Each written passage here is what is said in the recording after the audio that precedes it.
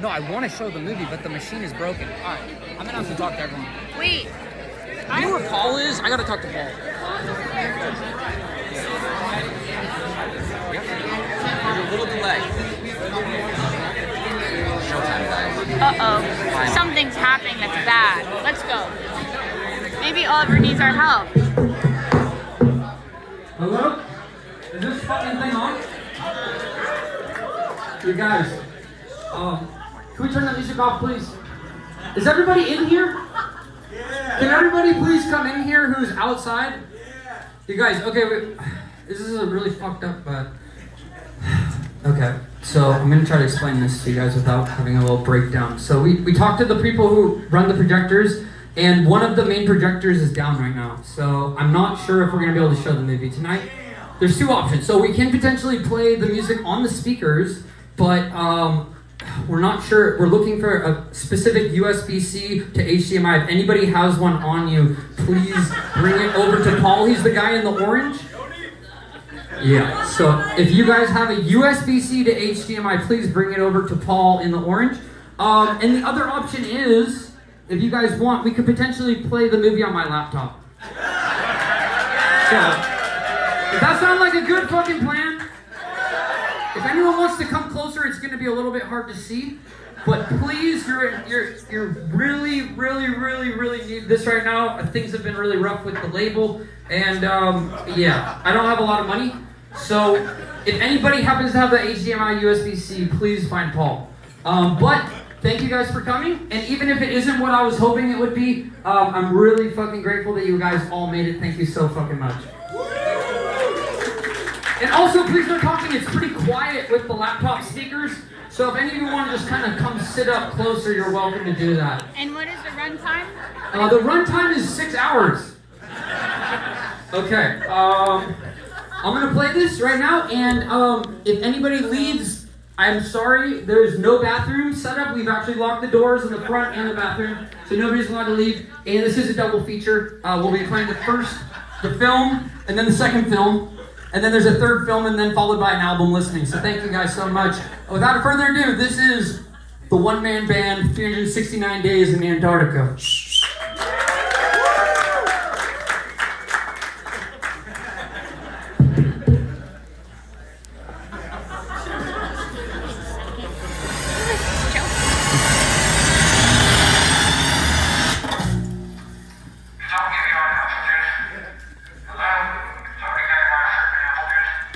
Is this thing on?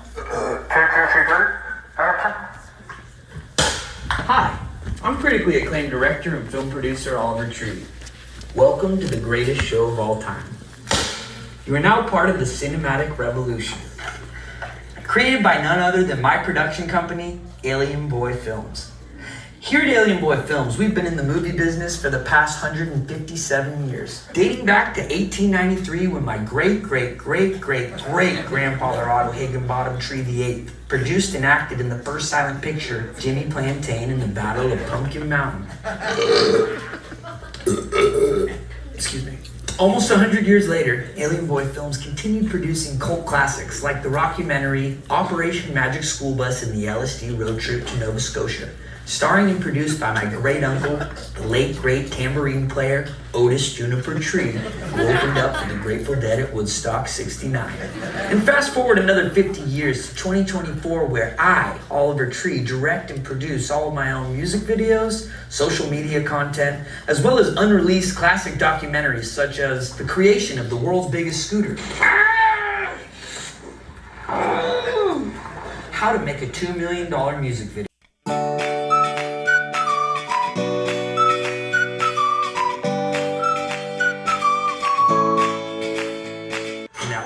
Oliver Tree was banned from the military. We're inside a live army tank right now! Fuck that! So without further ado, enjoy the show. From the mind of Oliver Tree. And definitely not a government-fueled propaganda from the United States of America. Although I must thank Congressman Jeremiah Jeffrey and the Jeremiah Jeffrey Foundation for Arts and Crafts for a small loan of $10 million of hardworking taxpayers' money. Cheerio. Cut. See what I'm saying? Gonna make me look legit.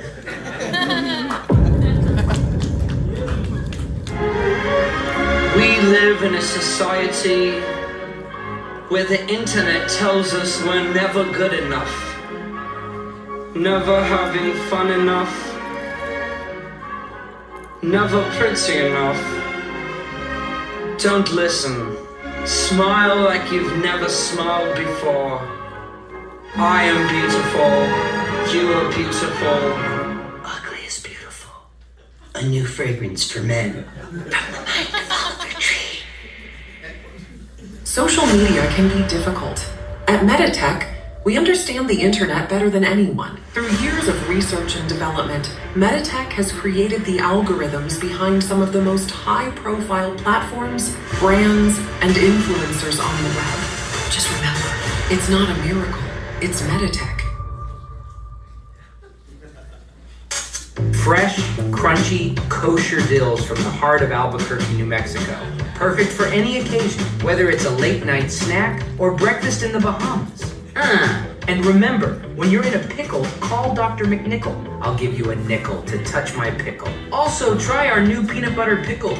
This message has been approved by leading Beverly Hills pediatrician Jeremiah Jeffrey Jr. and the Jeremiah Jeffrey Foundation for artisanal pickled snacks and goods. Are you tired of all your friends having sick-ass facial hair while you can only grow a measly little peach fuzz? Stop whining, you little crybaby bitch. Goatee Grow has you covered. Goatee Grow is the world's leading goatee hair supplement. Our unique formula is designed to make your goatee grow 10 times thicker, longer, and shinier. With just one pill a day, you can achieve the perfect goatee without the hassle of time-consuming grooming routines or expensive treatments. Goatee Grow has helped over 600 million people worldwide. Who better to tell their story than critically acclaimed rapper and composer Eminem? My name's Eminem, and all you got to know is the only pill that I pop is Goatee Grow. Ask your doctor if Goatee Grow is right for you. This product is not FDA approved. Side effects may include death, hospitalization, disability, or permanent brain damage, pain, redness, swelling, low-grade fever, headache, nausea, vomiting, fatigue, and goatee hair loss. This weekend, prepare to get your bunghole annihilated. Goatee Grow and Dr. McNichol's Pickles proudly present the Ugly and Beautiful Monster Mayhem. Featuring all your favorite trucks, Big Judas, Frankie's Revenge, Cash Machine, and Blue Goo. In New Goo, don't miss our 29th annual Twinkie Barbecue Cook-Off with your favorite monster truck driver, Jeremiah Jeffrey. Tickets available from any Dr. McNichol's Pickles location. Sponsored by Meditech Industries and Goatee Grow.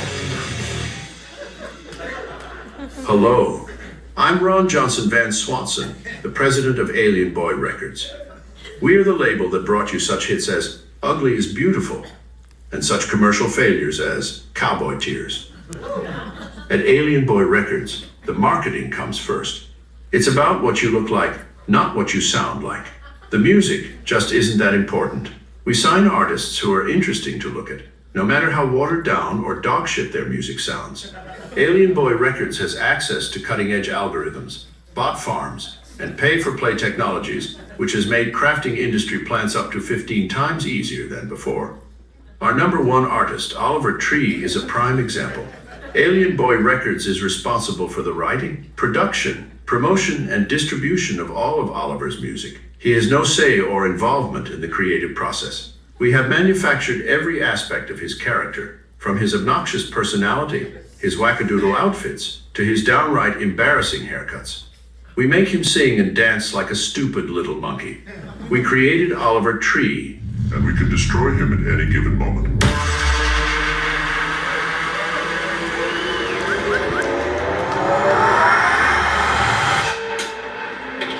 Yeah, I know what to do, dude. No, it's not working. I'm not exactly qualified for this type of work. I think up top we need to put an icicle wheel with a spinner on it. This is bad. I told them not to paint it all. It's not gonna work. We're gonna have to come back in a month and reshoot this and rebuild the whole thing. They're about to lift the heart up for the first time. We're gonna see if this thing actually holds.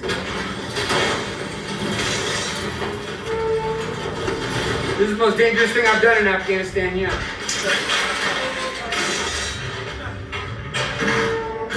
That crane is from the 60s. That thing can snap at any second. I saw one of the wheels lift up. Let's do this. Let's just get it done with. 1, 2, 3. We better get off that thing. and cause a crane could crash on you. Can I get out? Is that serious? You can't do that.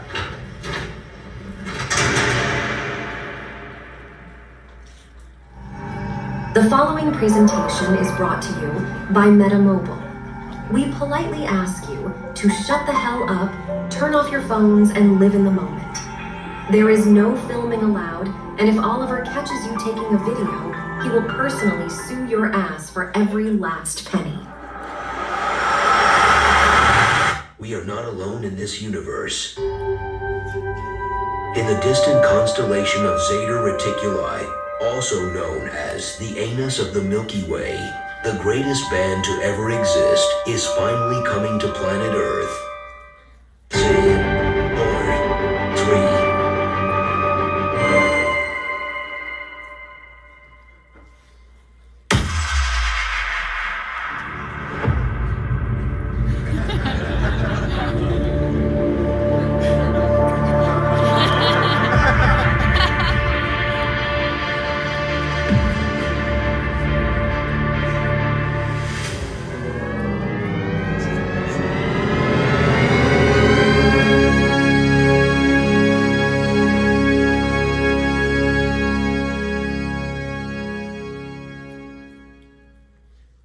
The following feature film has been approved for restricted audiences only by the Jeremiah Jeffrey Film Institute of Antarctica. This movie contains gruesome imagery, such as making out with grandmas, full frontal male nudity, ugly men getting punched in the no-no spot, as well as naughty words and potty jokes written by my 5-year-old nephew, Little Bubba Jr.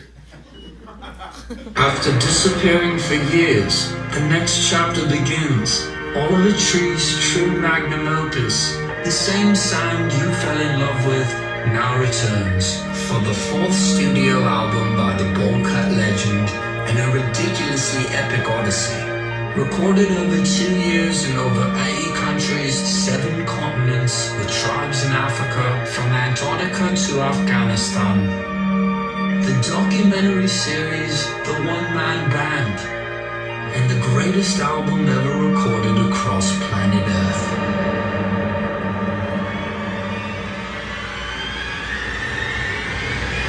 Love you madly, hate you badly.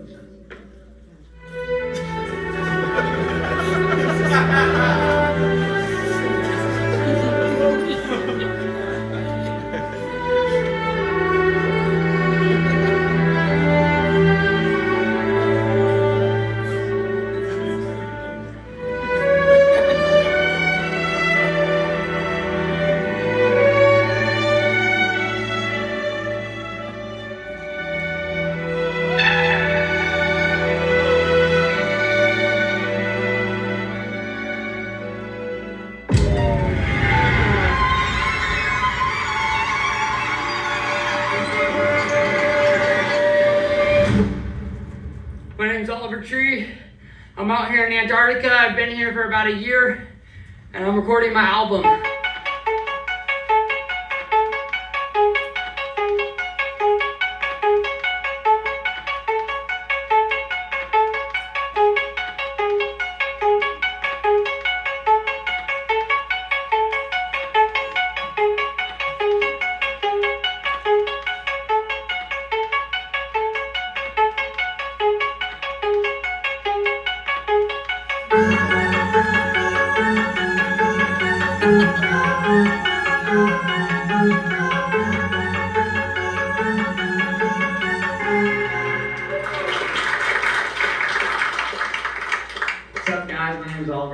It's a pleasure to be here. This is my 64th consecutive week here in Antarctica. Today is day 364 of me being in Antarctica, and today is the day that I play my album for my parents. I'm Christine Nickel. I'm Oliver's mother. I'm Jesse Nickel, the third of Oliver's pops. So last Christmas, before I came to Antarctica, I was at my parents' house. I opened up a box of pictures and I found an ancient photograph. This black and white picture, probably from the 1930s or 1920s. He's got a drum on his back, he's got an accordion, he's got all these crazy instruments. Who is he? I asked my mom, who is he? I asked my dad, who is he? This man was my fucking grandfather. My grandfather was the original one-man band. He was the first person to ever conceive the idea. So in honor of his legacy, I want to take it to where my grandfather could not. I wanted to do it in ways he could never dream of. Remember when he came home for Christmas and he went up in the attic and he looked through all those photos and he found one of his grandfather. John Nickel, Yeah. And he died penniless, and he's following his footsteps. It's like history repeats itself. He actually had talent. Yeah. So based off of my grandfather, who was the original one-man band, I am making the modern version of it, which would essentially allow me to play out anywhere since I got a drum pad here, should allow me to make beats. Not bad. I'll be like fucking Frankenstein, one-man band, woo!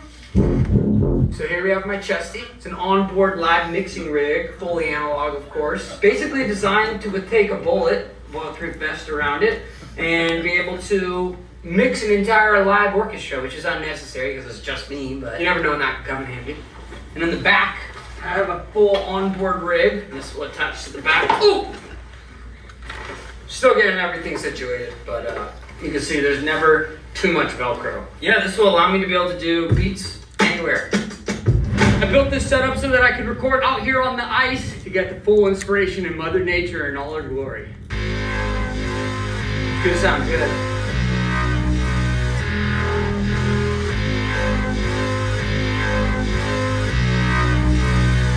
I'm making a drum and bass banger today. There it is.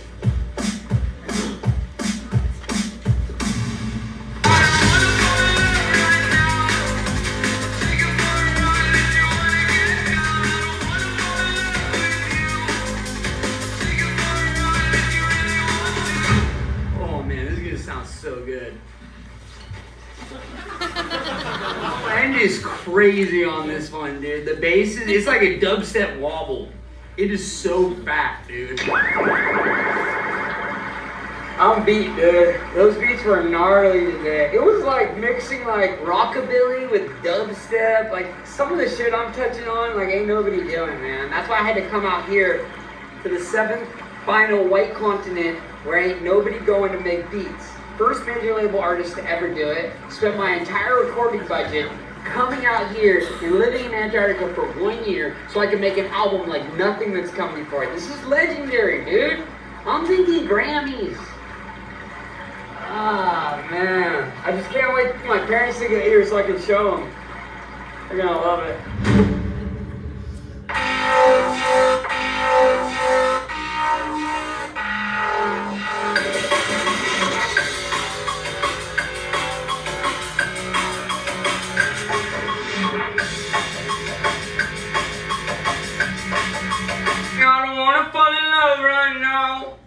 I'll take you for a ride if you wanna get down.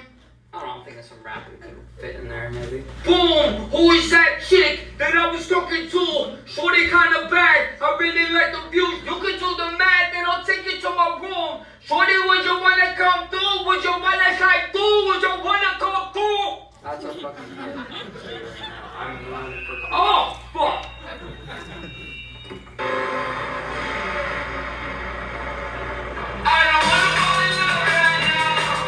Trying to make a little outro part like a little fucking trap.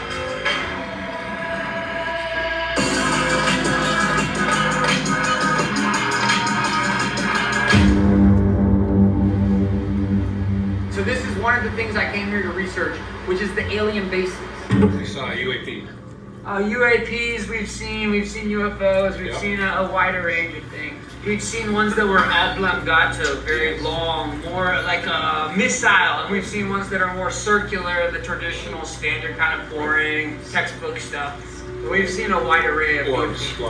Those are rare. And I'm always watching. But have you seen them coming out from underwater? Oh yeah, they work their way down, they finally make a hole, and the way they go, that water drains down, and sometimes you see them shooting out the sides of these big chunks. So I've been keeping my eyes pretty wide open, and I've been looking. We saw it one time. It was absolutely stunning. I'm on a rifle team with the military. Me too. I'm pretty good at ranging, just looking at things. And like I say, just look at the stuff you know and the length of it, give you a good judgment. If I was to bet, that little one looks like an entry port right there. The one on the right, that small one, that's probably for a smaller ship. Get a close up of that. What I'd give to get a chance to go up in there. Are you fucking shitting? 1, 2, 3, 4, 5. I can count 5 different entry points to this alien base. This is the reason why I've stayed in Antarctica so long. Look at this fucking thing. I'm giving an interview about alien bases and one shows up right behind me. This is a daily thing here. This is something that has kept me in Antarctica because I want to know more. And without the proper military support, I can't go deeper into this because this is NATO territory. It's been closed off. But a guy can wonder and a guy can watch from a distance and document. We've got multiple cameras here so that we can try to get this footage and upload this to the internet where everyone can witness this for free. We don't have to hide this anymore. I'm so sick of the government hiding what's really going on here in Antarctica. This is what's going on.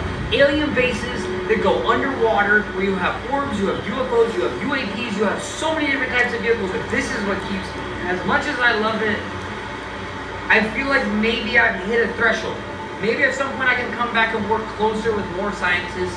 I could potentially work with the US government if they will allow me to be a lead researcher so that we can figure out what's really going on here. There's a disconnect. That's the problem It is concerning, yeah. Yeah, he thinks the world is going like this. He's just so off base. So, yeah, we're gonna bring him home. Yeah. We're gonna get him some help.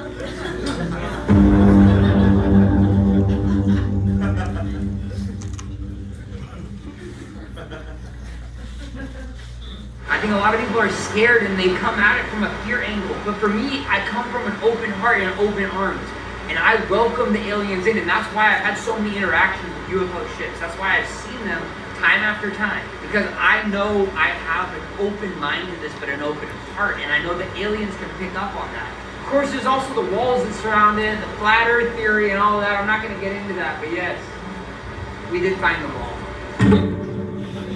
This is the perimeter of Antarctica. This is the perimeter of what we call the end of the flat earth. Me and John Rock climbed this about 6 months ago. We lost all the footage because there's a magnetic layer on the wall that erased all the photos. It was quite unfortunate. The wall is over 16 meters high. We tried climbing it the first time. John Rock had an asthma attack. He didn't bring his inhaler. The second time we were able to get to the top, it's literally nothing. It just stops. Flat ending. The earth ends here.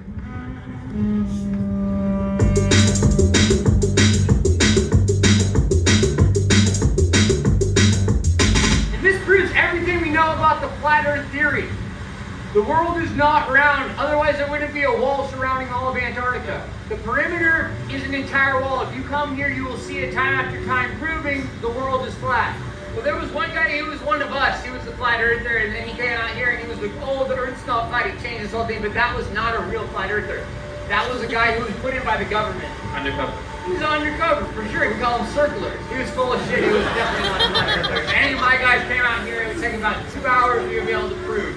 John Rock wrote his essay about 6 years ago about this, and he proved everything we know. It flipped the whole world on its upside down axis. We call it the Z-axis. That's the flat axis.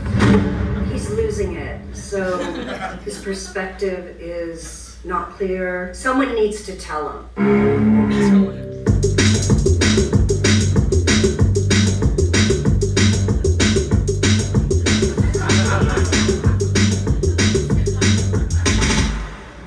Recording this glacier for the album. Gonna make some sense out of it later.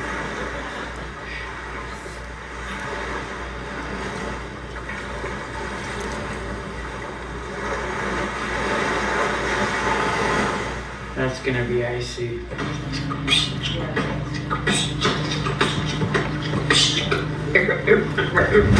So for example, just the other day I requisitioned a Zodiac. I hired a driver, I hired a small team, I had a crew, I had my parents out there, and I said, fuck it. Let's go record some icebergs. Let's go get some new sounds I haven't gotten yet on this stupid fucking island, on this stupid fucking peninsula. So I did what every artist does. They go and they find things to work with, source material. My source is the icebergs, for example. Ice calving off the glaciers sometimes sounds like thunder if it's a large chunk coming off or a small chunk coming off, sounding like a gun going off. Yeah, I've been recording them all week. Insane. Yes, that's right, especially at Nico Harbor there. Nico Harbor's got the best cabin. Yes, absolutely. Absolutely. I actually went 2 months ago and I came back because it was so good. Do you have any way of knowing how long it's been since that fell off the glacier?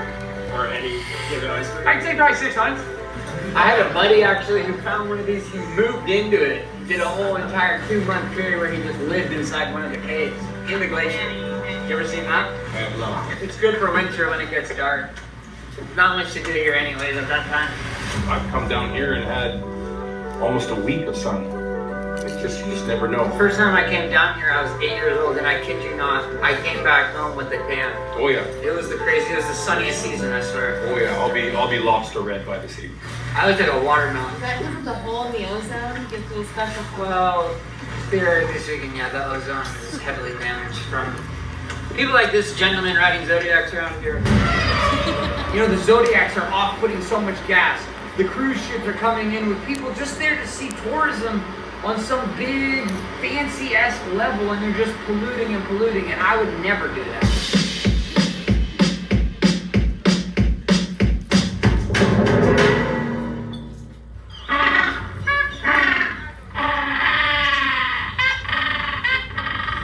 So I came out here to record everything naturally, try to do found sound collage. A lot of people would consider my methods unorthodox. A lot of people would say they're unethical because I use animals without their consent, because I also am recording nature and making money off it, potentially millions, who knows. Probably the label will take all the money, so it's not a big deal. But basically I've been using an ME66 as a basic little shotgun mic, and I've been recording everything I can find. And I've recorded everything here. I'm pretty much maxed out. I've probably recorded every glacier in about a 14-mile radius around the entire peninsula. So everything Shackleton and the early expeditions touched, I've been there, I've touched it, I'm fucking over it. I've recorded every type of penguin in Antarctica. I'm done. Trying to get some recordings of the penguins for the album to use for some new synths. They're not very noisy today. I gotta get some of the piano penguins. Those things are insane, dude. They're so loud. I went and recorded the piano penguins. They're 18, I believe it's 17 different vocal cords. Very similar style to the throat singing that they do in Asia as well as Northern Africa. And I make synthesis out of the penguins. Nobody is doing this. But I can take something so horrible sounding and turn it into something so beautiful.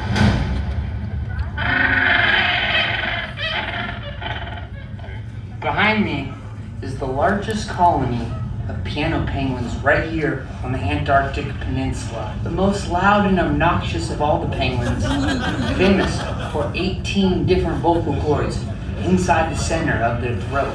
It modulates between chords and sounds like a really out-of-key piano.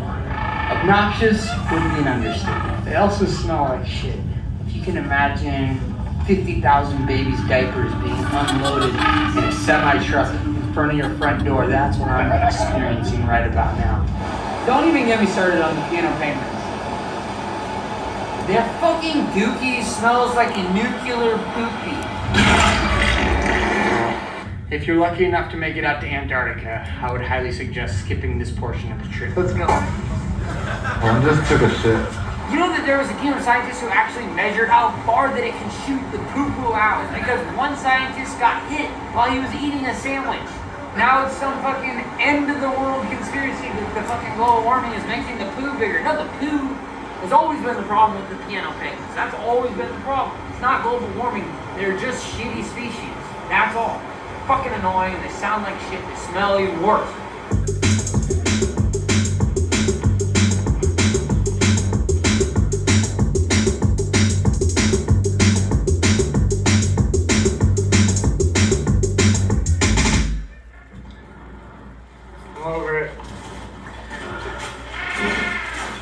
You good? I'm fine, just go on my tummy. Hey man, you cannot touch the ground, please. I didn't want to try to. Okay, try not to. I didn't want to. Okay. It's a nightmare.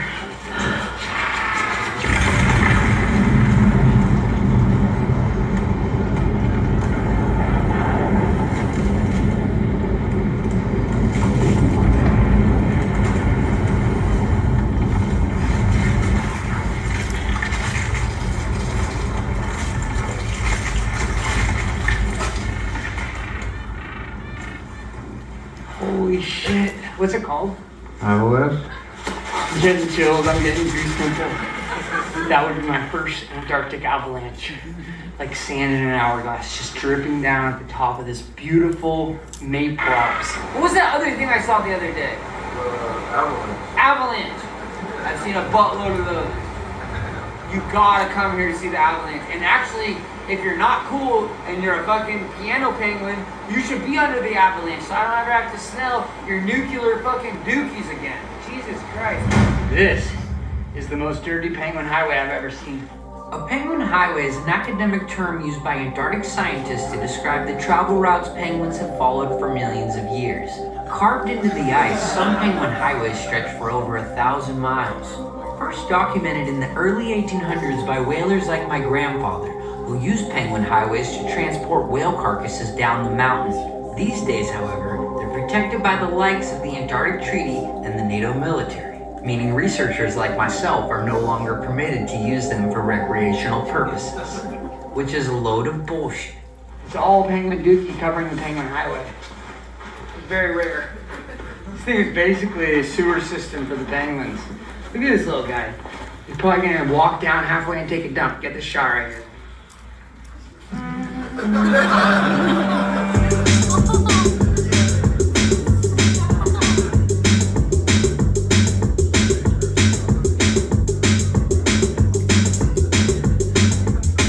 That is very concerning because this penguin thinks he's on a penguin highway. He's on my highway, and now there's gonna be issues. Little buddy, step off. He's confused, and he's a very classic penguin because this guy is an idiot. This mofo just cock-blocked us off the penguin highway. Come on, little guy. Let's go.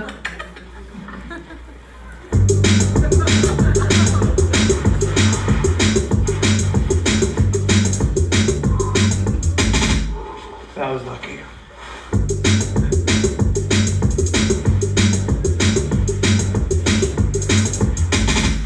This is a technique called spalooging. It's what mountaineers use to avoid impact on the mountain. It's the most minimal impact known to mankind.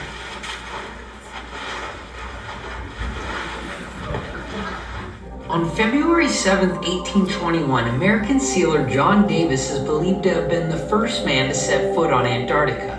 Concerned his footprints might disturb the seals he was hunting, he decided to slide on his socks and spalooge all over the ice. It was that day that spalooging was brought to the 7th continent. Originally invented by Neanderthals in the Nordic regions over 40,000 years ago, spalooging is still widely popular to this day.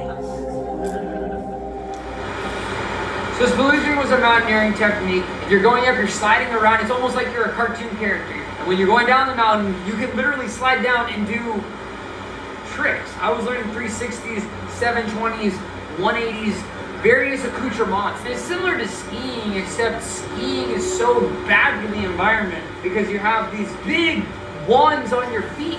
And where do you think those come from? Factories with machines, a lot of child labor. Skiing is horrible for the environment. And this is just, it's so beautiful here that I wouldn't want to do that. I wouldn't want to damage the environment. Even when I'm riding in a kayak, I feel bad every time I hit a glacier, you know? And I'm like, am I part of the problem? And sometimes I think yes, but sometimes I also think that ice is already melted and it's already floating there. And sure, maybe I sped up something by 2,000 years, but that's nor here nor there. What was the question?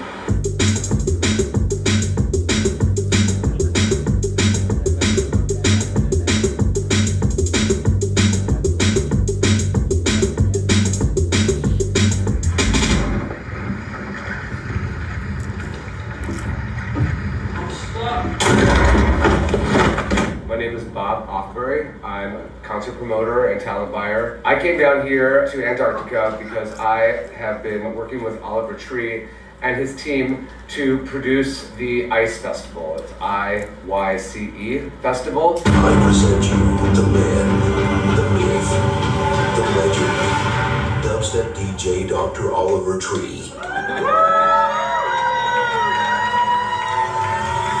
The doctor will see you now.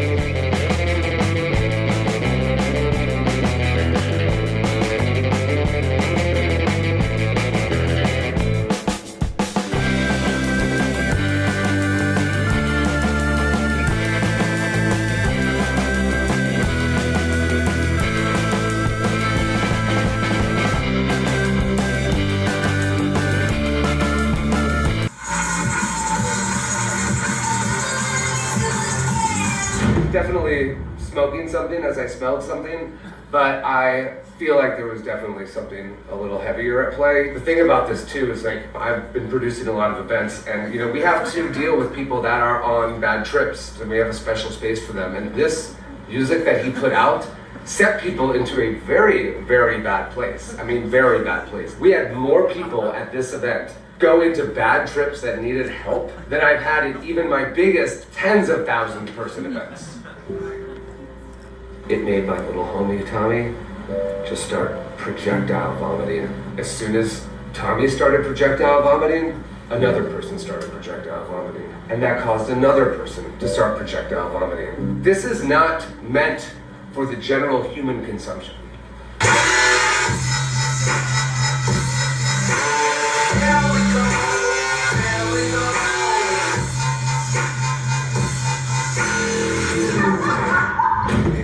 We have gotten into ruinous territory, and I've had a lot of concerts over the last 23 years. Some have been amazing, some have been absolutely god-awful, and I can guarantee you this will be the worst festival and event I've ever produced in my entire life.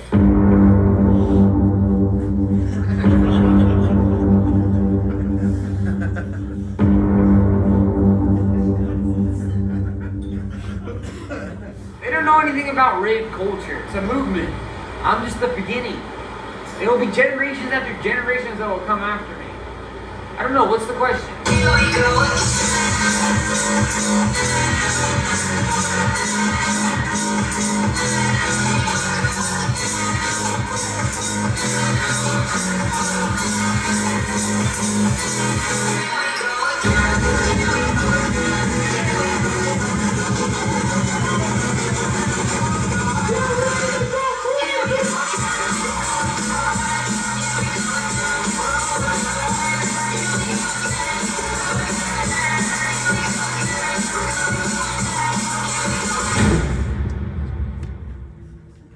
Are you going to play tonight or something? I don't know. The captain on the ship wasn't really a fan, so they kind of made me turn it off in the middle of the set last time. So it's been a bit embarrassing. The captain was not a fan? It wasn't that he wasn't a fan, he didn't like the music. You mean Carl? No, the captain of the ship, his name's Eduardo. It was disruptive. It was not like comfy.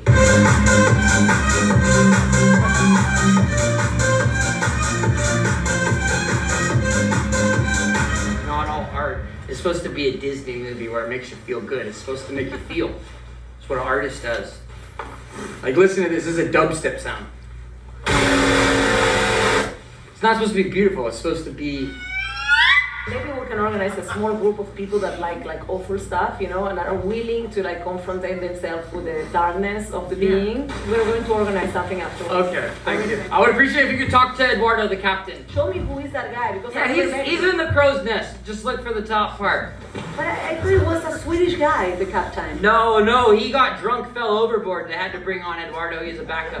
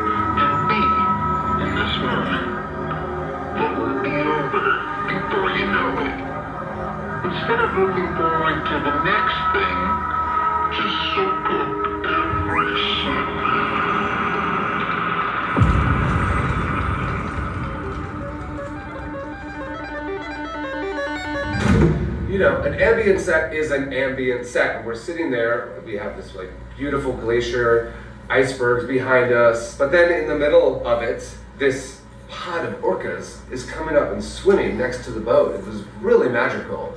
And what does this clown do? Mr. Ego drops this super gnarly dubstep song.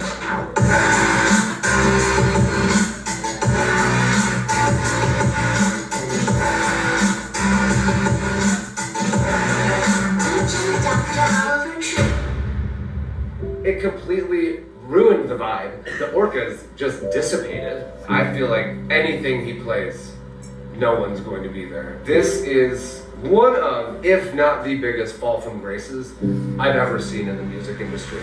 To be an explorer traveling the world is not a fall-off move. I've been dissociated away from social media. I've deleted Instagram, I've deleted TikTok, deleted all this fucking bullshit, and I've enjoyed being a human and getting to know myself and spending time by myself. That is a beautiful fucking thing.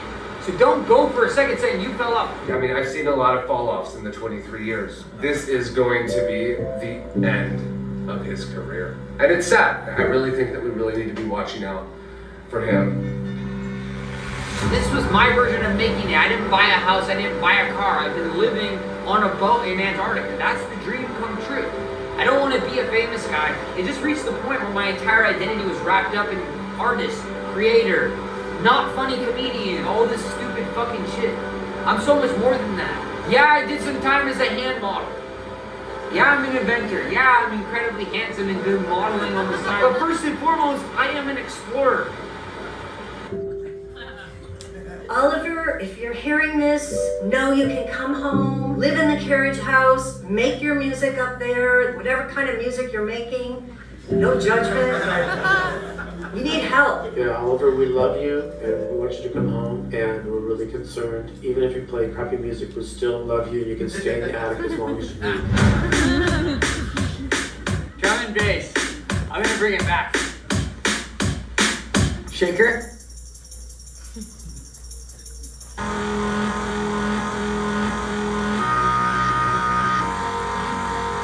It's gonna sound good. Check this out. Do some rapping or something?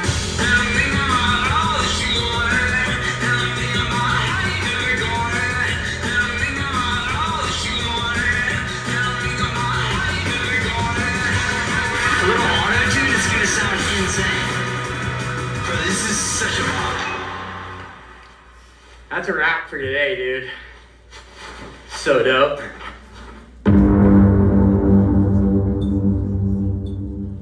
My parents are gonna be so fucking pumped when they hear this new shit. I just bought their tickets, set them up, all the lodging, 35,000 USD, baby. Was it worth it? I hope so.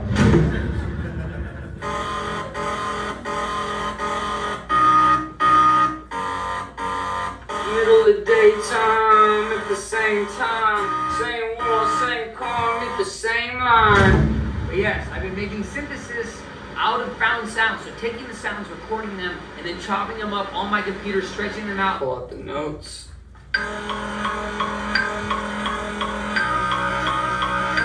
That's fucking fat.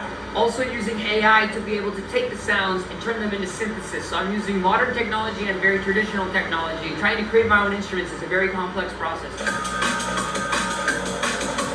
I'm thinking about all that you wanted. You know, thinking about how you never got it. I don't mind that you talk a lot, but it's a long way down from the fun. On behalf of Atlantic Records, we've removed 14 seconds of their copyrighted material, not because we had to, just because we don't like Atlantic Records.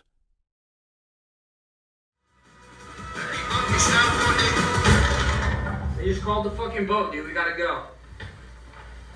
I'm gonna go out there. If you can just sit back, clean this place up, get it nice and tidy for me. I'm gonna go hit some fucking waves, dog. You got me with the fucking zipper. It's stuck again. I have to do everything myself, really?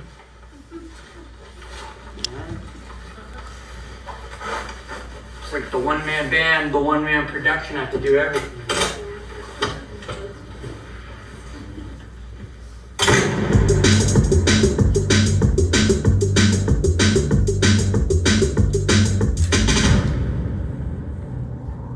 What you see behind me is a decimated whale colony, taken by poachers, such as my great-grandfather, Otto Higginbottom Tree Jr. VI.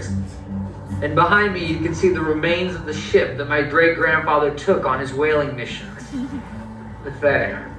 Over 6,000 whales killed in 1 year by the man I call grandfather. There's blood on my family's hands.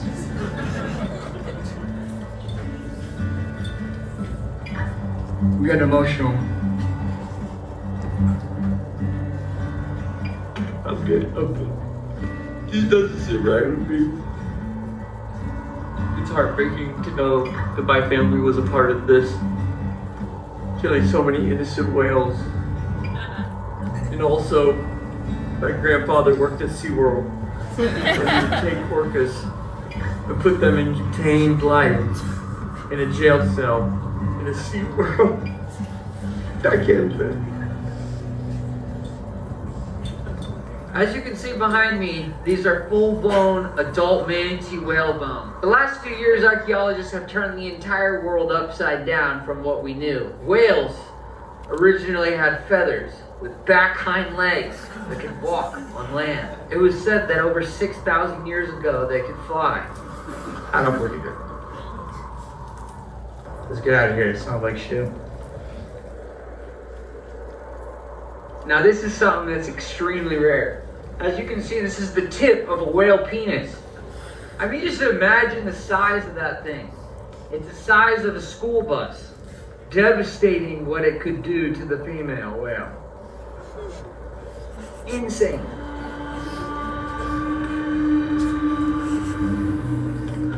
After consuming their own feces, the penguins start to get dizzy and go into a dreamlike state, similar to that of ayahuasca. As you can see, they're pretty out of it at this point. These guys are nodding out right here. It's very, very, very sad to see. These are what we call penguin junkies. Consuming their own feces is what we call getting high on their own supply. In the animal kingdom, this is the last stop before death.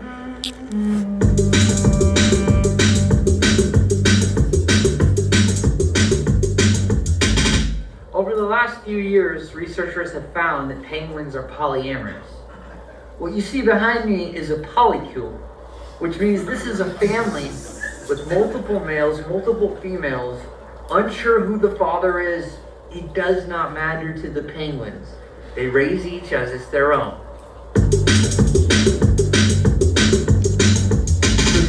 One second, I gotta take this. Hello? No, I can't do that because I'm in the middle of the fucking Antarctica. Yes, sir. I'm so sorry. He hung up. Is your Wi-Fi working? My Bluetooth is not connecting right now. You think you can get one of the engineers to come out here? Hello? I'm trying to take this call. If you look closely behind me, you can see the solar panel I had my team set up last January, as well as a Starlink internet router, which allows me to take my business calls very far from home. Jimmy! Yes, the leak is still there. No fucking more excuses. Just get rid of the fucking problem. He hung up. He fucking hung up. It's going on the other side now. Just come, quick. Can we wrap this up? I gotta go take a dump. Is there anything else? Behind me, you can see one of the most famous surf spots in all of Antarctica, known as Mantiki Bay. This was used in such surf films as Surf's Up and Surfing with the Penguins, released in 2002. Super legendary swells. Now I know the waves look small from here, but we're about 4 miles from there. Yeah, it just looks smaller than it is. They're huge, massive. The best time to surf in Antarctica would be during the winter, which is when it's fully dark out, but we wear flashlights, we have full body gear. When we go in there, we'll be surfing between 2 in the morning, probably 11 p.m. It's pretty much an all-day thing. It's an extravaganza. Me and the boys will bring our boards out. Try to get barreled at least, a couple times. I'm one of the better surfers out here. Some of the guys I work with, they're pretty amateur. But I also double as a surf coach, so it's something I've been kind of doing for the community at large. Just because I want to try to build the surf scene out here in Antarctica. It's pretty small, but the waves are really magnificent. Just come back in the winter when it's dark out. If you come to Antarctica to surf, make sure you do not come between the months of January through December. There's only a sweet pocket right there between December 24th and December 26th. That's the only time you're gonna get good waves out here in Manatee Bay. Behind me, you can see the penguin polycule concubine. This is the official grand orgy of the Penguin Palace. That is not snow. Now, I'm not gonna tell you what it is, but I will tell you what it isn't. Snow. Disgusting. They're filthy animals. Magnificent. Look at these two young chin straps walking down the Penguin Highway. You know, it wasn't too long ago that my late mentor, Dr. Jean Roch, appointed me the guardian of the Penguin Highway. I in charge you of the responsibility. I entitle you the Penguin Guardian. Thank you so much. It's a real pleasure and an honor, Mr. Oliver. This is a very big day for me. Jean Roch just appointed me as the Penguin Guardian. Brings a smile to my face every time I see it. Now, you'd never guess this by looking with your own naked eye, but this behind me is a rock installation titled Jean Roch, named after my late great professor, Jean Roch. Unfortunately, he passed in a rock climbing incident, so we built this for him. This is Le Jean Roch. He was Frenchman. Fucking Frenchman, man, I miss him. We have just officially crossed the NATO border into Chile. I'm sorry, I'm getting hungry thinking about it. Argartha. Nice to meet you. Argartha from Chile. What do you think about the Chile in Chile? Do you like the food? Yeah, it's so good. It's so good. Yes, it's amazing. It's magical. It's so beautiful. The only thing that makes it better is a bowl of chili. That's what I Doesn't it?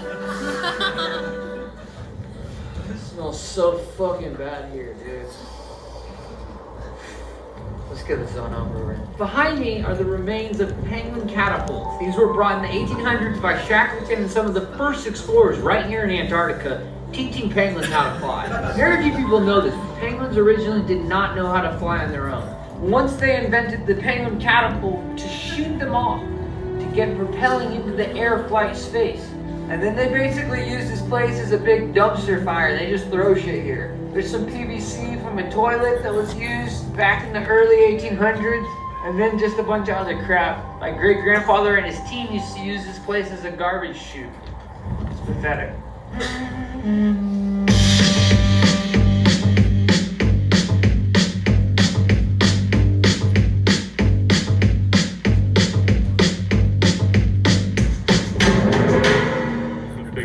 Fly on rare occasions. We're up to about 7 seconds now. We're pushing to get to 8.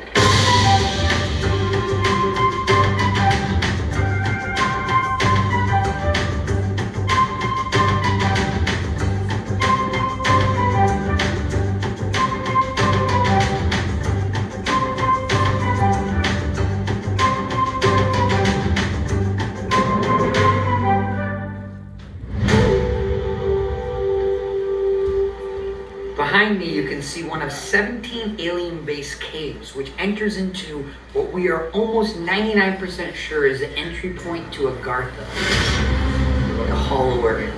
This underground civilization, said to exist within the Earth's core, was first discovered by one of Christopher Columbus's disgruntled cronies. His former co-captain, Shepherd Charlemagne, allegedly led an expedition 13 miles into this exact Antarctic snow cave on the night of April 30th, 1886. He claimed to find a mythical subterranean kingdom inhabited by enlightened lizard-like beings. Today, this so-called Hollow Earth, aka Argartha, is rumored to be a preferred vacation destination for the global elites. Get a whiff of that.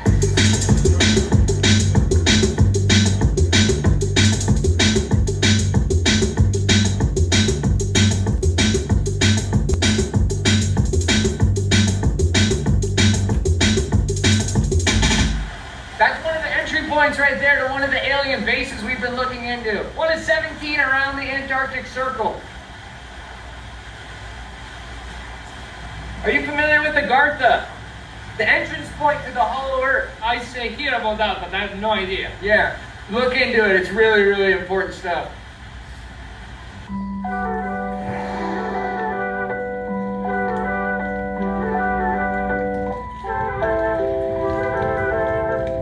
Thought that was a monkey shark.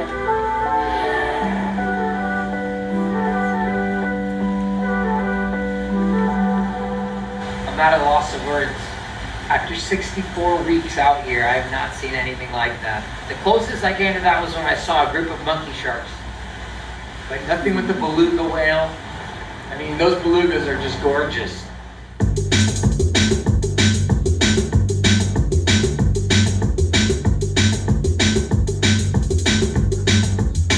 And if you look closely, you can see the penguins in the B formation all making their way to Acai Mountain, where the acai plants grow plentiful.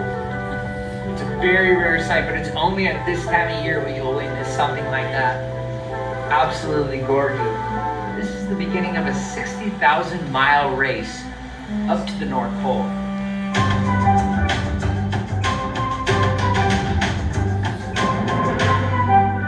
It's just a couple Gen 2 penguins, pretty boring.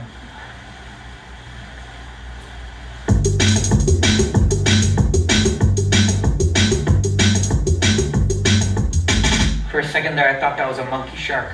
For those of you who are not familiar, monkey sharks are one of the most vicious and violent predators in Antarctica. It's a hairy-like torso, hairy-like facial features similar to that of a beard, but covers the entire face, similar to that of a monkey. Mixed with the body and shape of a shark, hence the name monkey shark.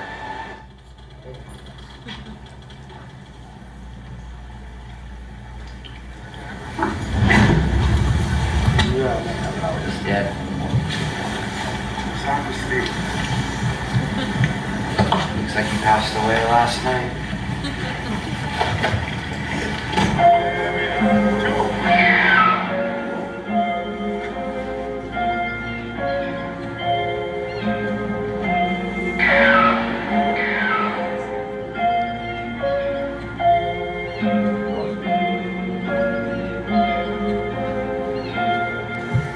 Correct me if I'm wrong, but that looked like a full adult male monkey shark. It's bubble feeding.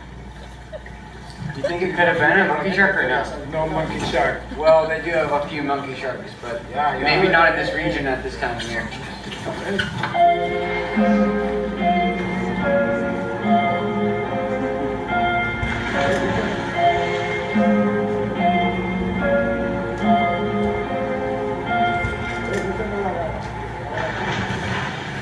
Oh, that was definitely a monkey shark.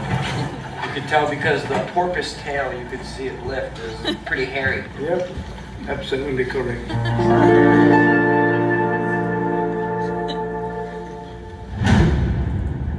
Feeling a little nervous right now, not gonna lie. Exactly 1 year ago today, I did the polar plunge.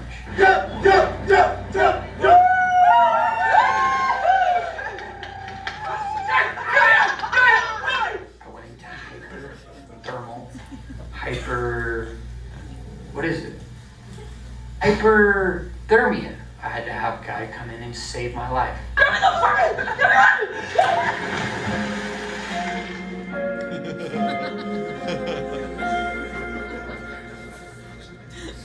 My L1, L2 was popped out of place.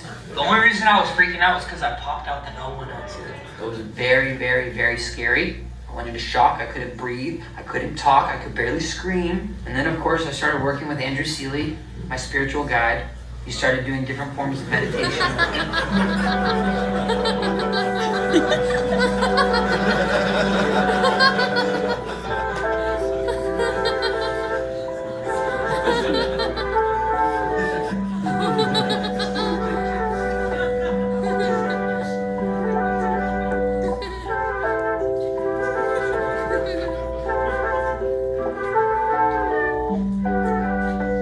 Best healer I've ever worked with, best spiritual guru. And of course, the last thing, that's the most important thing, was that I learned the deep breathing techniques from Wim Hof, the Iceman himself. I took the seminar. It was extremely expensive, but it was worth it. I learned a lot of super technical breathing skills. We are really honored to be kicking it off with this guy here. He is kind of the guy who made breath work and cold plunging like really cool again. He flew all the way across the world to spend a few hours with us. My deep honor to bring up Mr. Wim Hof to kick us off.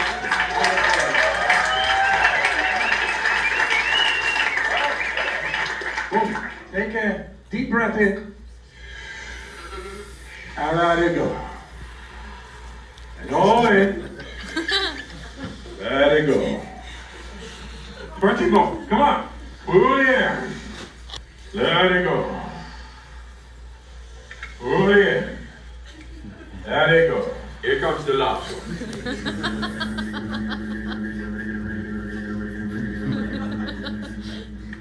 3, 2, 1.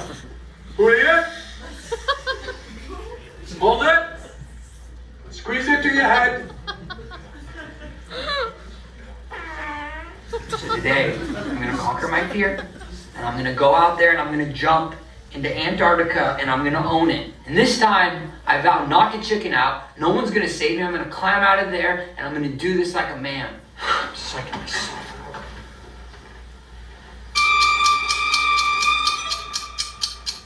I'm just gonna start out by just going out and feeling the temperature. Oh, fuck that, dude. Fuck that. I'm not doing this shit.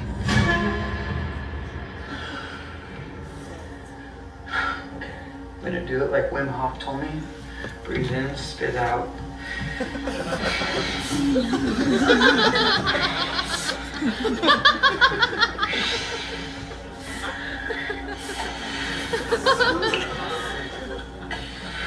I think it's just breathe in, breathe out. Breathe in, spit out. That's what he said in the class.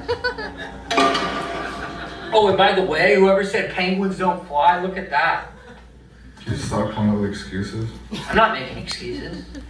I'm just waiting for the water temp to rise. Once the snow dies down, take a little nap. Wake me up in the morning.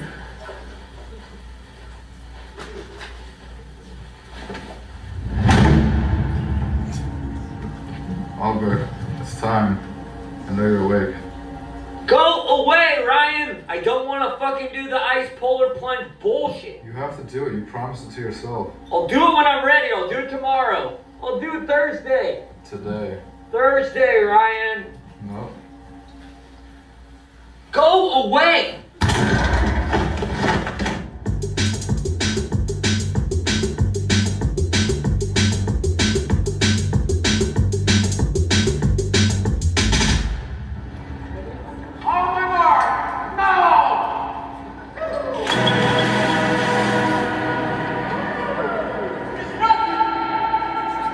During my year in Antarctica, I followed the path of my grandfather's college roommate, British explorer Ernest Shackleton, whose 1914 expedition became one of the stupidest survival tales in history. After idiotically leaving late in the season, Shackleton decided to park his ship in the Antarctic ice, stranding him and his 27-man crew for nearly 2 years in one of the harshest environments on planet Earth. He and his team survived off seal meat and penguin omelets, and later even their own sled dogs as supplies ran out. After 10 months, Shackleton sailed 800 miles on a raft to a small whaler island to organize a rescue mission. And by beginner's dumb luck, he managed to bring his entire crew home alive. Shackleton was never here, in this area. Well, technically speaking, he was about 2 miles from the peninsula, right this way. He was close. Nautical miles, Nautical, yes. Not from the peninsula, but from the Weddell Sea, a potential landing that is about correct. Well, there's a lot of misnomers with that information. I looked on the Wikifacts. Do you use Wikipedia? It must be true then if it's on the Wikifacts. I found some of my information on WikiLeaks, so it was government hidden. They didn't really want to know who Shackleton really was. Well, we know what he was. He was not the hero that people make him out to be, I'm afraid. Yeah, he was a coward, that's for sure. He should have never gone into the ice, and then the rest is history. My grandfather was there the day Ernest Shackleton arrived to the small South Georgian whaling island. freshly returned himself from a whaling expedition that ended very differently. On his final voyage south, my grandfather lost almost half his crew, 67 men. That tragedy explains his resentment towards Shackleton, a man whose greatest failure became a global legend. My grandfather, however, was not so lucky. In 1915, he was tried in the court of Ushuaia and spent the remainder of his life in an Argentine prison cell. Were you on Shackleton's expedition, or what year did you? I was his team leader. Okay. I thought I recognized you from one of the black and white films. That is correct. Yeah. It's an honor to meet you, by the way. Likewise, I'm Thomas. Thomas Oliver. Oliver, nice to meet you. I have the honor of drinking toast to Shackleton in South Georgia at his grave. I was just there 2 weeks ago. You were there at the actual gravesite. Oh, yeah. Did you see someone tried to dig up his body? Did you hear about this? No, and we didn't, but we drank a lot of whiskey and we poured it on him. Where were you the night of January 2nd? January 2nd last year, I was in Ludwig and pouring whiskey on Shackleton. I can show you the bottle that we Okay, drank. because that was coincidentally the night he went missing. No, he died on the night of the 5th. Well, he died the night of the 5th, but they dug the body up on the 2nd.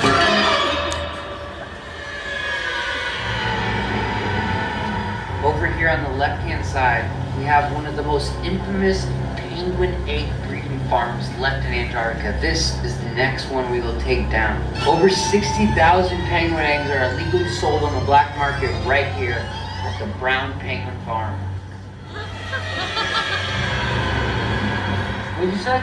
Is it a smuggling route for penguin eggs, this southern route through Antarctica? The southern route is the most notorious for illegally selling penguin eggs. They use them for mostly penguin omelets. Northernmost one is in the Arctic, you know, the northernmost penguin farm. Yeah, that's the most it's on popular It's on one. Greenland. Yeah. Greenland? Yeah, that's where we're gonna go next. That's where they breed the penguins up there. This is the local guano factory for you guys. So how did the penguins fly up there? That would be a miracle if the penguins would fly up there, because they're not penguins, they're cormorants. Correct me if I'm mistaken, but that looks like a Gentoo colony. If we wanted to be a Gentoo, you can call it a Gentoo. I don't care. I'm pretty sure I saw a chin strap too.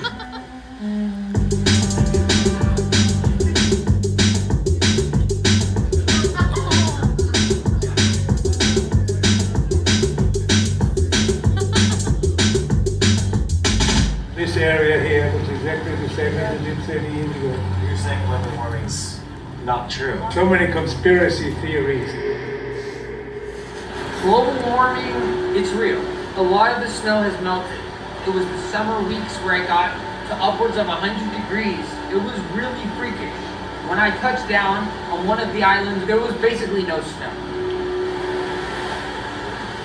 When I first came to Antarctica 1 year ago, that was covered in ice. And if people say global warming isn't a thing, then what's that? Look at this. You can see where the ice was, and you can see where it's melted.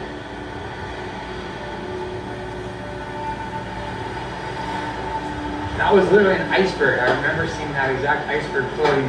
What is that now? This was 4 times the size. And now, try to riddle me this. What is it, covered in penguin poo? No, that is rocks. It's obscene. This makes me horribly sad. Everything I know is completely shifting before my eyes, and I've watched this drastically happen. Okay, as I've been here for an entire year, I've been watching the ice melt slowly and slowly, and now it's at the point where there is no ice. This is what humanity is doing. They're melting the ice caps. They're turning them into rocks. It's either that or that's a shitload of penguin poo. And I can guarantee you that that's not the case.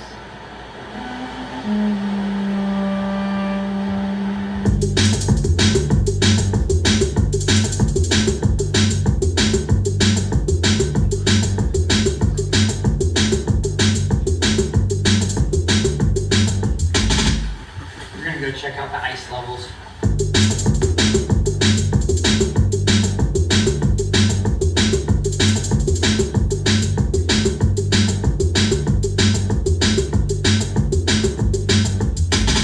As you can see behind me, the snow is melting.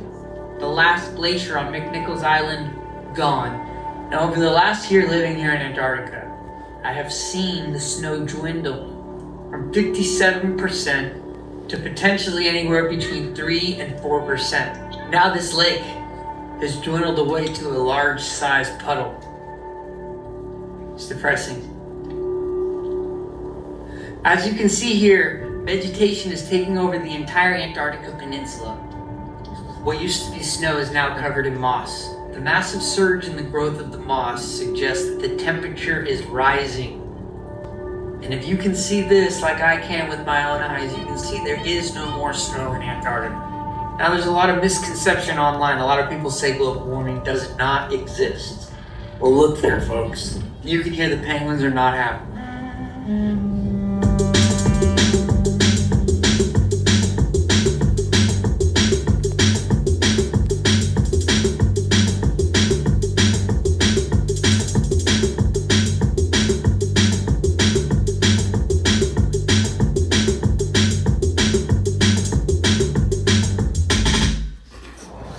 Chin strap right there. No, it's a Gentoo. No, that one's a chin strap. Those are Gentoo penguins. No, those are chin straps. Cool. Great discovery, man. And look closely, it's a fucking chin strap. That's not a Gentoo. I've seen a lot of Gentoos in my life. That is not a Gentoo. I can see it's strapped, the white strap, the chin strap. You see it? Absolutely not. Let's get out of here, Ryan. This guy has no idea what he's talking about. These right here are chin strap penguins. I saw a couple of emperor penguins as well. There's absolutely no Gentoos here. Are there emperor penguins here too? Sultans. He's got it wrong. He got the emperor penguin mixed up with the south ends. That's hilarious.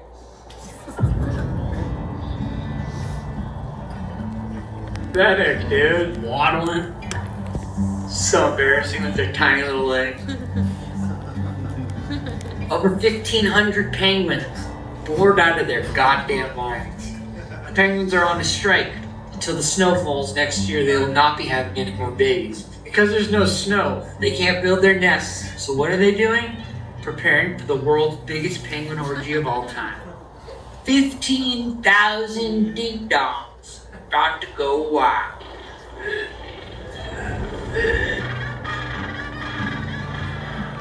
It's gonna be one epic time though. If I was a penguin, I would be there.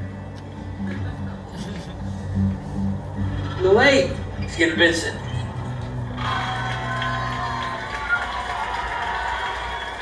What a bunch of losers. So fucking lame, dude. If I was to do that, I'd bring an American flag out. What does a penguin do when its home has been taken from it? It's forced to sleep on rocks and moss. This is not a healthy life for a penguin. Antarctica needs its snow back. We don't know how long Antarctica will be here. It may be here 10 years, it may be here 20 years, and if we preserve and take care of our planet, maybe it can be here for our kids' generation and their kids' generation. We don't know. So if you want to support Antarctica from being erased off the map, you can donate at this link right here. And support Antarctica, because it might not be here forever. No! Jesus fucking Christ! The fucking roof is falling in! Are you fucking kidding me? You knew we were going through Drake's Passage. You should have secured the pool. Why is it filled still? This is fucking ludicrous. I'm going in. Today is day 364 of me being in Antarctica, and today is an extremely special day because today is the day that I play my album for my parents. You guys want to listen? Sure. Yeah, sure. Here, put these on. Roll it. You ready? Yeah. Ready. Here it goes.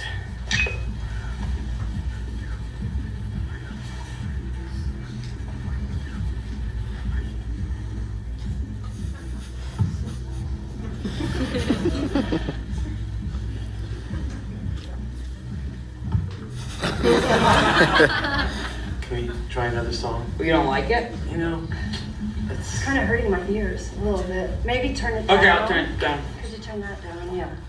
Thank you. That one's more for a younger demographic, but this one I feel like you'll like. It's a lot more uplifting, a little more positive.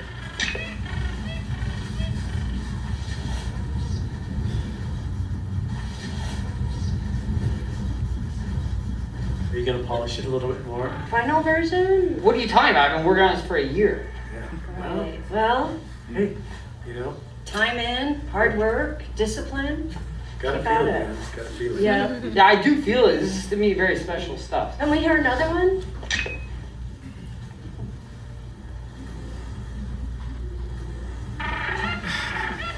It's not my kind of music, but it's got potential.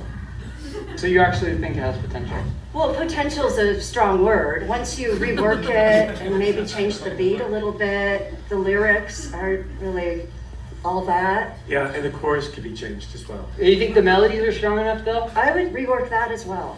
Yeah. It's gonna be tough to polish a turd. Sorry. Alright, that's enough. That's it? Yeah. You got nothing better? I said listen to the album and you guys just shit on it. It's fucking bullshit. Well, when you were 15, it sounded better. Fuck you guys. Stop swearing. Get the fuck out of here. Let's go. Out. That's it, Oliver. You know what? Fuck you guys. You are really gonna be sorry one day. Sorry because you can suck my dick. Don't ever say that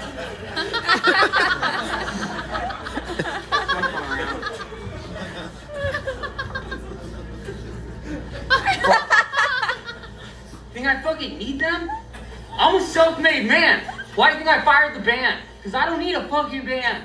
I am the one-man band. I don't need my band. I don't need my record label. I don't need my fucking parents. I don't need no fucking friends. I'm gonna go out there and I'm gonna prove everybody wrong. It's fucking bullshit, dude. I'm a real artist. I actually fucking make this shit. And these people fucking shit on it. What kind of song they ever made, huh? They never made a fucking song in their life and they're gonna tell me how to make music. Multi-platinum artist. It's fucking bullshit, dude.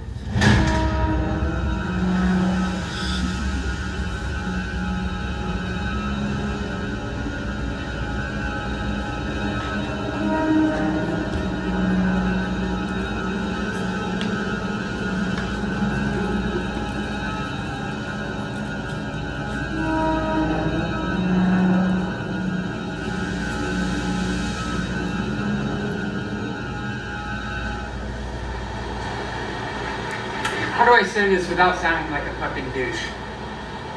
So I paid a lot of fucking money to bring my parents out to Antarctica to show them the album, and what did they do? They fucking shit all over it. They fucking hated it. And I don't think it's fair because I don't think that they get it because I don't think they're the right demographic. And something that this unique. You need to go to people who will get it to get feedback, not from people who are old farts. Like they're probably one stop away from their retirement. And after this, I'm not paying for it. I'm not fucking putting them into the home. They can deal with their own shit. They can put their own fucking diapers on. I'm not paying for this shit. You promised. No, I promised I would pay for it, but you guys wouldn't fucking listen to the music with any respect. So now you guys can fucking pay for the trip yourself. Wow. More disrespect. When Not I get disrespect. Home, This is just the reality. Go to our lawyer. You're out of the living trust. I don't give a shit about. I'm rich. I'm fucking rich. I don't need your guys' chump change. Fuck you. I didn't teach you to swear. Fuck you.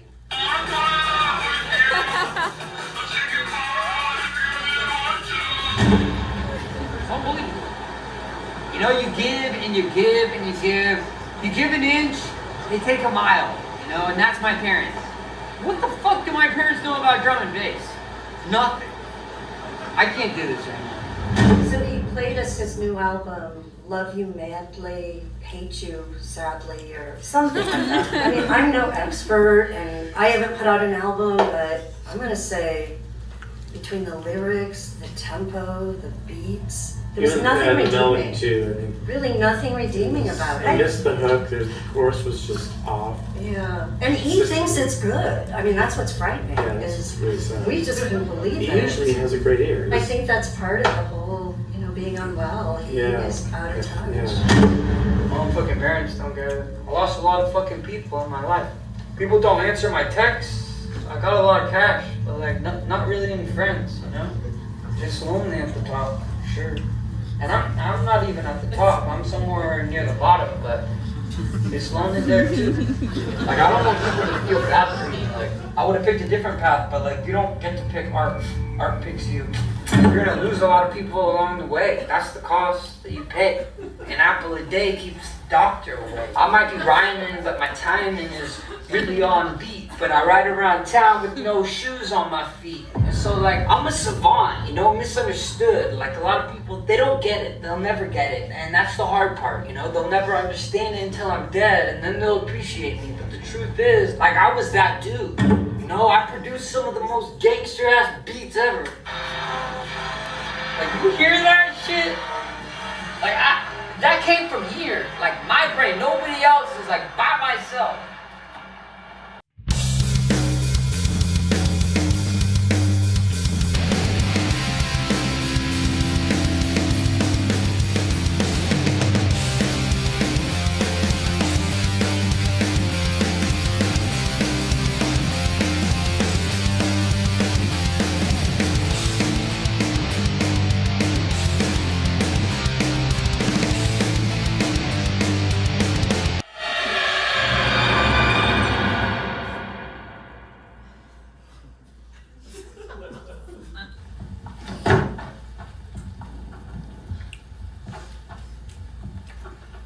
Give me that shit.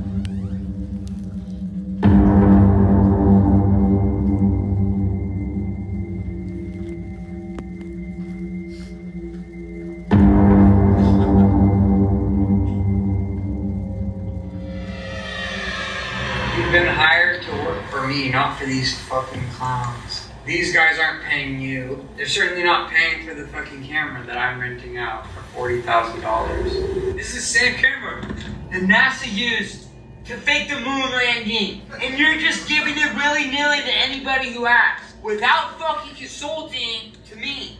How fucking pathetic are you, really? You're a megalomaniac. Dude, look at you. You're so low vibrationally. And I'm up here. You'll never be there. You'll never be at this level. And I'm humble about it. You don't hear me bragging about, oh, I'm a multi-millionaire. I'm on the road to the first 100 million. I'm just a casual guy. I just show up, polite. And you can't even fucking thank me for giving you the fucking trip of a lifetime. You're fucking pathetic. You're more fucking pathetic than my fucking parents. This is fucking bullshit. We're very concerned, but we're here to get our son and try to get him the help he needs.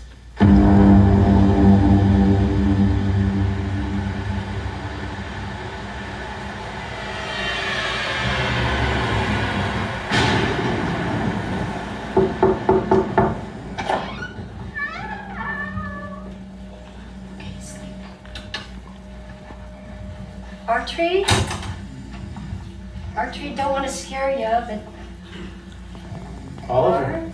Hi. Dad and I have been a little bit worried about you. We think you should come back to Santa Cruz. I don't think this career is working out. I mean, your lifestyle.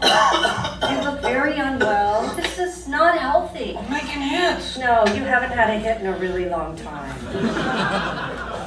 So in our last meeting with the business manager, we went over the last quarterlies of his financials, and he is down to the last $500.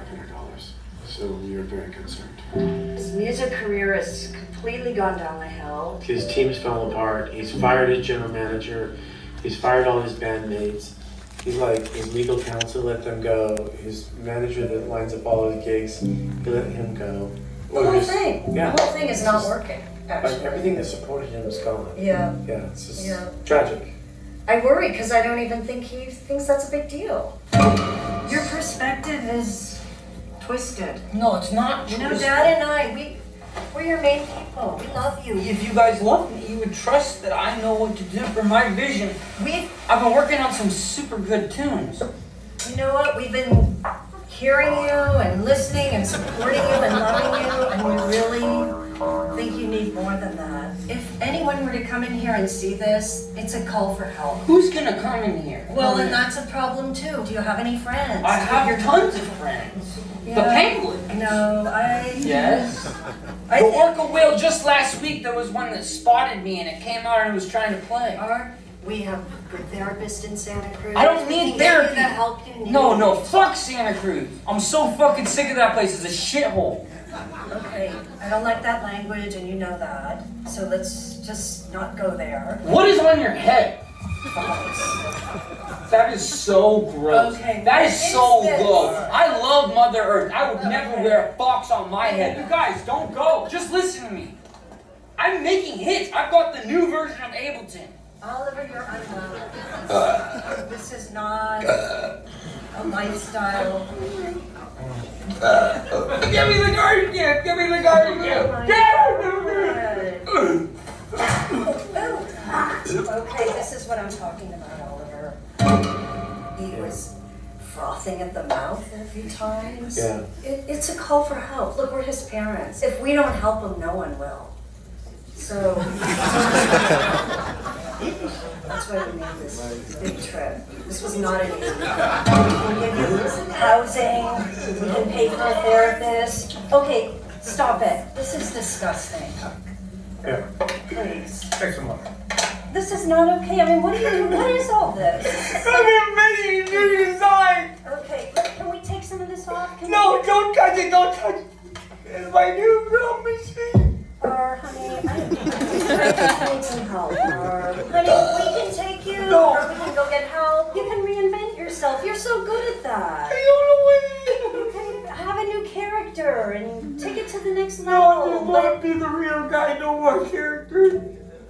You know, we don't really care what he does next, but he's talented. I mean, the kid's a clown. I could see him in. You know, he spent time in clown school. Yeah, he was really good at unicycle in the backyard. He would go around in circles. He could juggle at the same time. He was really good. Maybe he could go back to the Banana Clown College. You know, he did get a degree from there. He knows some of the people and, Yeah. you know, redirect his career. That's another option, yeah. Yes. We just know what he's doing isn't working. His music has gone downhill. His health has gone downhill. You need to do a detox. You need to be around your family. You're gonna be okay, but we need to get you out of here. I mean, who does this? What's happening in here? The chairs might have more room so I can dance around. Just can't take this. This is disgusting. I'm attorney's like, what are you gonna do with that? Have you looked at yourself in the mirror lately? Honey, you're not well. You're not your best. I know the help you need. We can get you the help. Come on, R. Come on out. Come on, honey. It's out of love. It's out of love. Okay, I'm not going to say anything, but I will leave it. Let's just start here. That's where we are. Dad and I are set up. We have a lot of connections. We can help you. We can get you the help you need. Come on. Come on. Let's just walk out of here, honey. Come on. Come on. It's time to go. Come on. Come on. Come on. Let's go. When did you last have a meal? When did you last eat, Arn?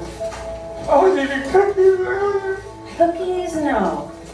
This is frightening. Okay, come on. We're gonna get you the help you need. Come on. Just no, we're okay.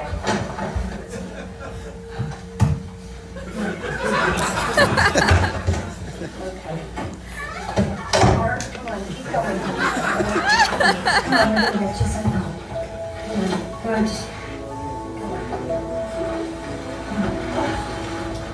Okay, try to walk. What is happening? This is so bad. You're not answering any phone calls. You don't know where you were. Oliver, this breaks my heart as your mother to see it like this. Oh my God, just let's get some help. Maybe we should hold on your life. It's just been too long. It's been going on too long. We've been patient. We've believed in him, and now we're seeing things that are wrong. For whatever reason, I've always wanted to come to Antarctica since I was a small child. I have a memory about when I was 6. I had a dream that I would be out exploring in Antarctica, and to be here finally, that's why I didn't want to leave, because it's such a long dream. That's 24 years ago. I came here as a man on a mission, and I successfully did it. I mean, how many people do you know live in Antarctica for a year? Name one. None, because no one wants to stay here during the winter. There was me and maybe 14 other scientists in the entire continent because it's pitch black for 6 months. But I think right now, what will be best for me is for me to kind of separate myself from the continent.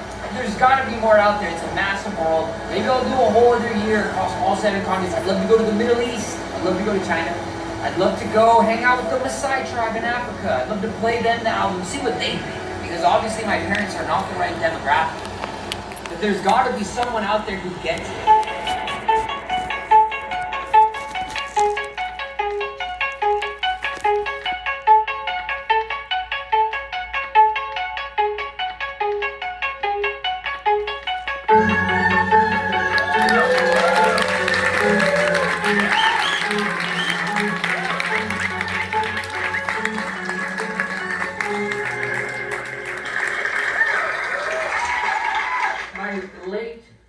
Mentor Jean Rock appointed me the guardian of the Penguin Highway, and I just want to say, any questions about albino parakeets or the monkey sharks, come to me.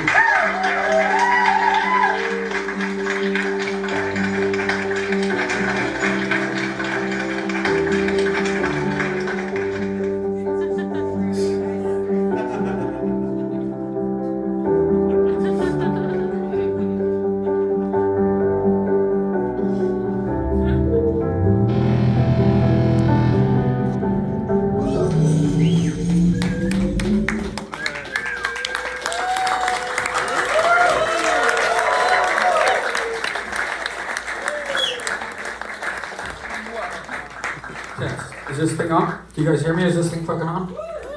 Alright guys, I just wanted to say thanks for bearing with me with that. I was editing it till 5 a.m. in the morning last night, so clearly this is a director's cut. I'm gonna trimmy on a lot of that. The sound is mixed by me, so it's brutal, I know, but thank you guys for bearing with me. I just wanted to say though, the whole thing with that was no budget, just a guy and his friend with the camera, just making something out of nothing, not even planning a single thing, just letting life happen. And over the course of that year, it changed my life. I made the first half of the album during that year, and then the second half I went to go travel and then basically hit 82 countries. And so what I'm going to show you guys next is the album in its full. Also, this isn't entirely finished, but we have visuals of me and my band playing them. And yeah, I just wanted to say, you guys, there's enough creativity in this room to be able to shine and bright such a strong light across the world. And my whole goal here is just to inspire you guys. You don't need a record label. You don't need crazy budgets. You don't need anything. You just need time and an idea and creativity. And you do not need to be asking for someone's permission to do this shit. I don't have any plan for this. Maybe I'll put it on YouTube. Maybe I won't ever release it. I don't give a fuck. It's just to make art. And that is the whole point. And I wanted to show you guys you don't need some fancy, crazy budget to do that. You don't need someone's permission or waiting on someone's dollar to make